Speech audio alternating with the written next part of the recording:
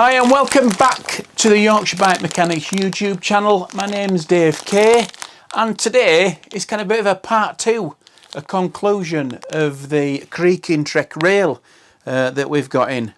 We have a part from Trek, a pivot kit, and the Trek part number is 599909. If you ever need a pivot kit for a Trek rail, that's the part number from Trek. And if you remember, if you've watched this video to find out where this creak's coming from on this bike, you'll remember that it's the main pivot system next to the motor that we need to replace. So we've got us kit. It's taken about 2 or 3 weeks to come. So let's crack on.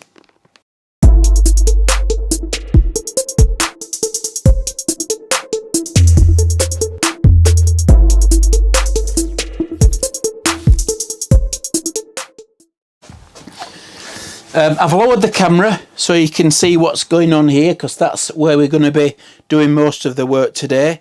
The first thing that we need to do is we need to take this back wheel out, take the chain off, take the crank arm off, and take this chain wheel off here as well. So what I'll do is I won't bore you with the simple stuff. I'll get to the point where we need to take this chain wheel off and then come back.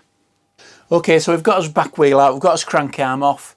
The chain's just sitting there at the back, and what we need to do is we can leave the left hand crank arm on, that's not getting in us way, take the chain guide off, and that gives us access to this pivot here, which is the one that we need to change.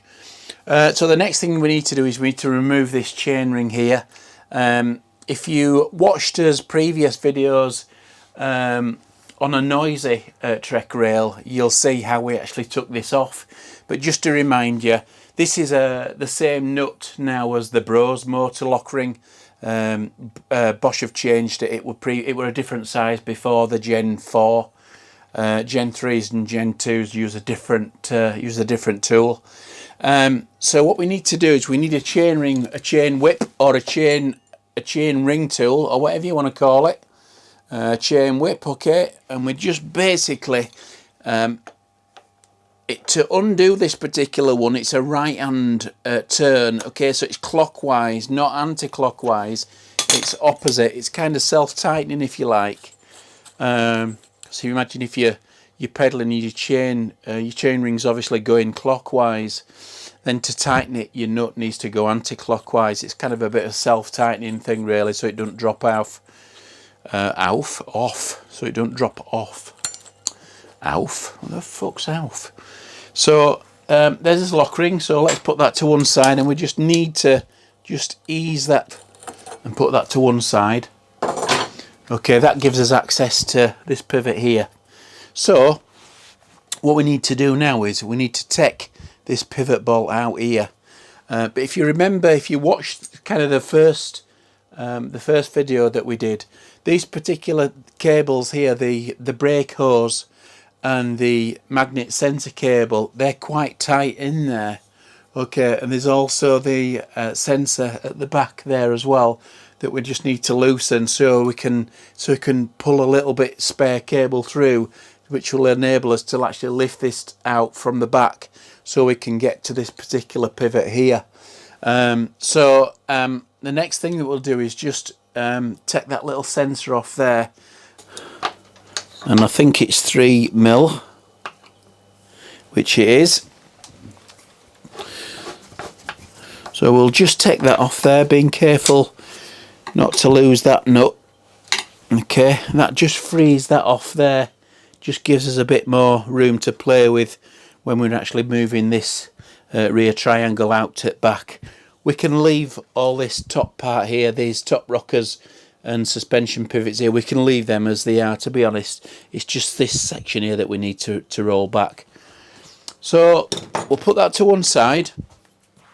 We need an 8mm Allen key for that other side, okay, and this particular lock nut here will just drop out as we turn, so it's anti-clockwise.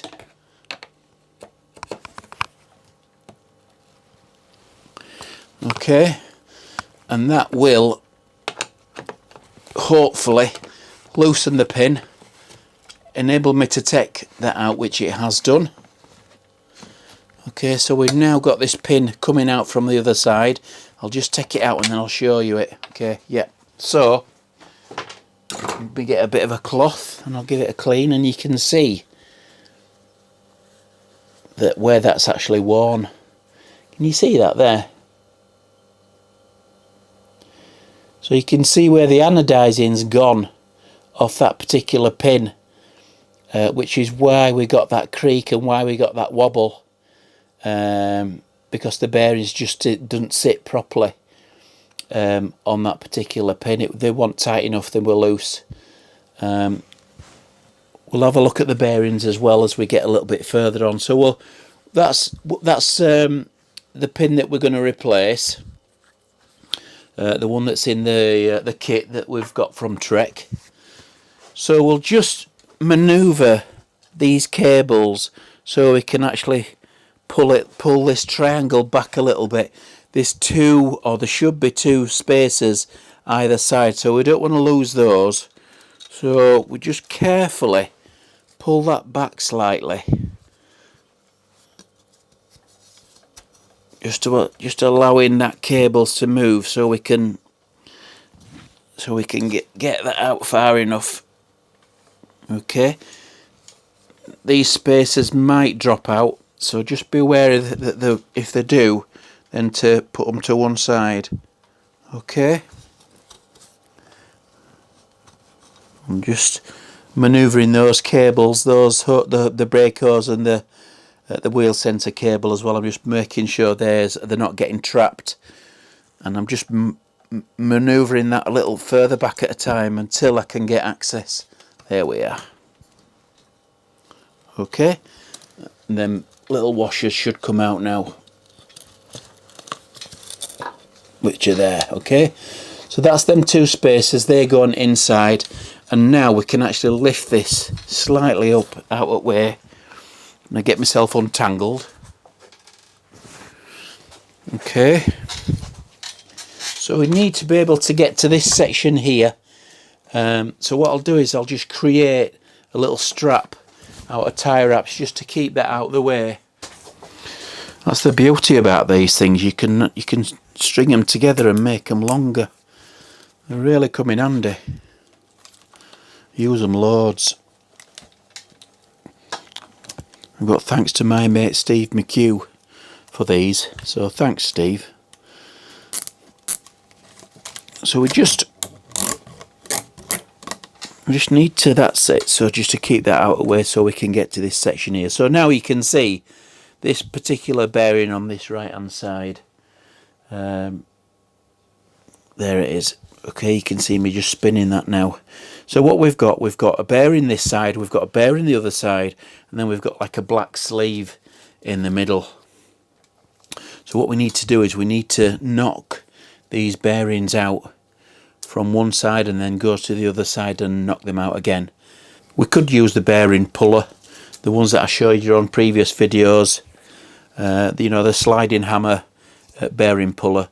But these bearings are short, so we can just use as drift, just to drift those out, one from one side and one from another side. So we'll do that now. So we just carefully just slide that over and just an even amount on either side. We're just tapping those bearings out. Okay, that's one out. Okay, you can see that. That's one out. Okay, so we're just being very careful actually to get those out evenly. They feel terrible, them. Bin for them. So we'll just go around the other side. We'll take this sleeve out, which is there. There's the inner sleeve. Okay, we'll keep that to one side. We're not going to need it because in the kit comes the sleeve, the pin, the bearings and everything to go with it. So we just need to carefully just tap that bearing out this side.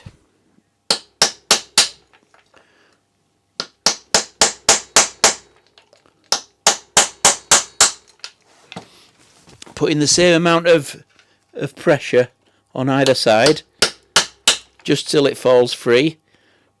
It can fall on floor, it don't matter.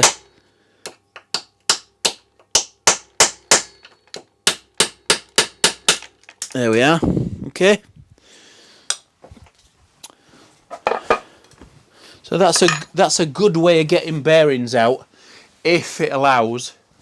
Okay, it's perfectly normal to do that on this sort of bearing, because you can get good access, and we're not going to damage anything else by using that method. Okay, so we've now got to a situation where we need to look at putting these new bearings in. So we'll get us kit. I'll get everything out of the kit and I'll come back.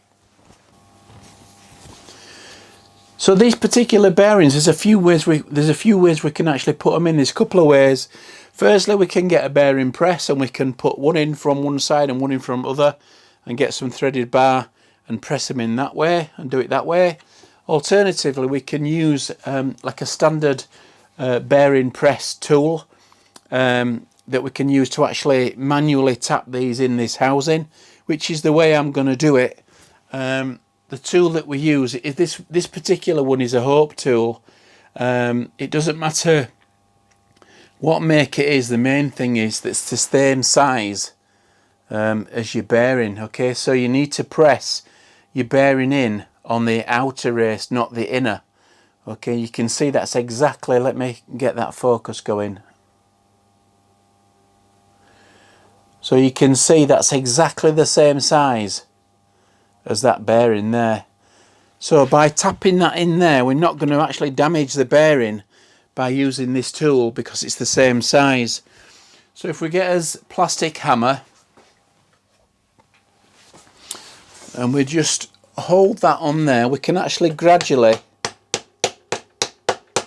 gently tap that bearing in, and we're just making sure that we're actually going in square. Can you see how it's actually starting to go in? And I'm using the bearing press tool on the outer race, so we're not going to damage the bearing at all.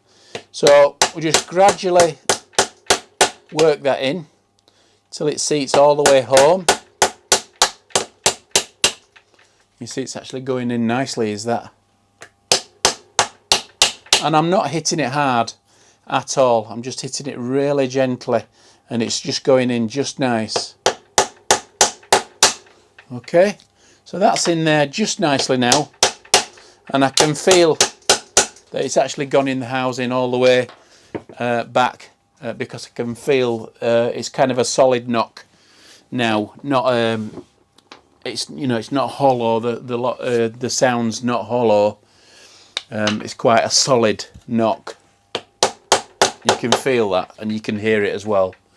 Okay, so now we've got a new sleeve, which we've got in this kit. A brand new sleeve. Okay, so we'll put a little bit of anti-seize on that. Okay, and we'll slide that in from the other side, which is where the other one came out from. Okay,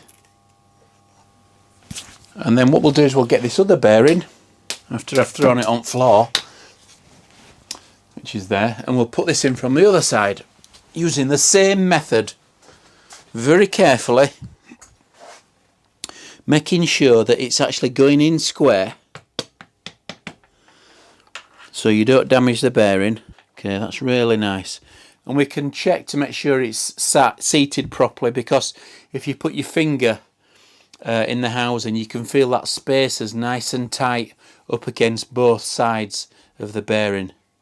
Okay, that feels really nice, that. So the next thing that we've got two brand new washers as well, came with this kit. So these obviously sit in there. Okay, so what we need to do is trying to get these in this particular on the inside at the same time as lowering it down takes a little bit of doing. So we'll just put a little bit of anti-seize on them. Okay, on both those, and we'll unclip this strap that we made. Okay, just to try and get that out of the way. Okay, so at the same time, what we're doing is we're getting one washer one side with his left hand and the other one with his right hand.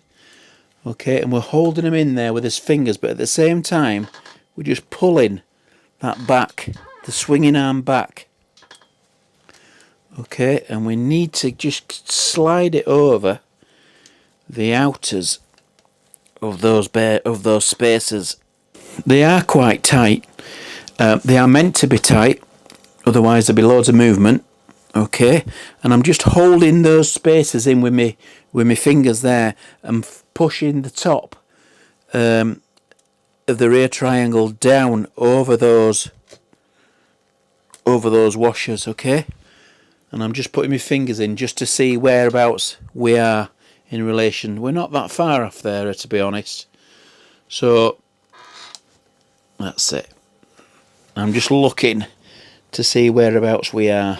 Okay, so those spaces are in nicely there. We've got us bolt, this brand new bolt, all black, no anodizing missing. Okay, so we'll put a bit of anti-seize on that.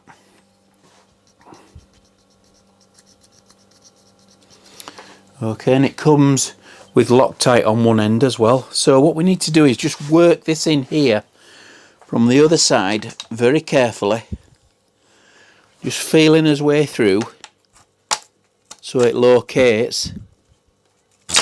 That's it. And then we get a new lock nut on the other end as well. That's a brand new one. We'll put a bit of anti-seize on that.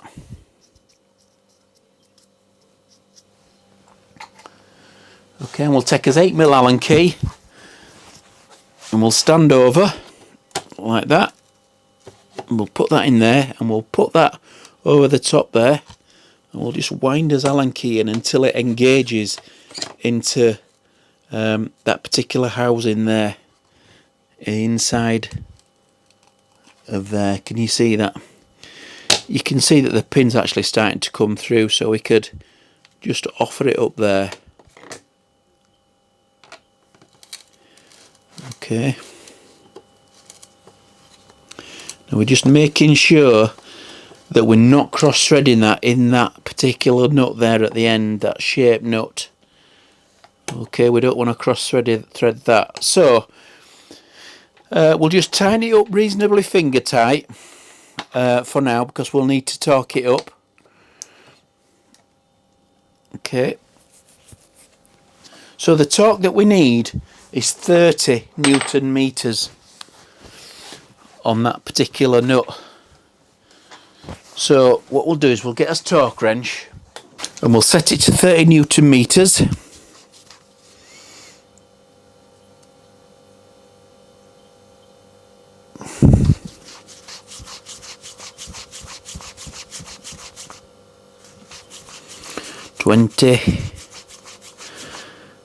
Thirty Newton meters. Okay, and we'll just nip round the other side and we'll just turn it until we start to get that click. That's it, and that's all it needs. Okay, we don't want to tighten it up anymore. So done. How simple was that? Not hard to do, fairly straightforward. The only thing that we need to do is make sure that there's enough play on these cables so we could pull this swinging arm back, so we're not damaging this this cable and the hose. The same with the gear cable on this side. We can afford to pull that back a little bit now, now that we're back in. So yeah, all done. Thanks for watching. A really simple and easy thing to do. A few tools that you need, specialist tools that you need to do it. The kit were 50 quid from Trek. We had 2.5 weeks, 3 weeks for it, but it's something that we had to do. We couldn't use the old one, so now we've got a brand new pivot system, a main pivot system on the bottom. Thanks for watching. See you later. Bye.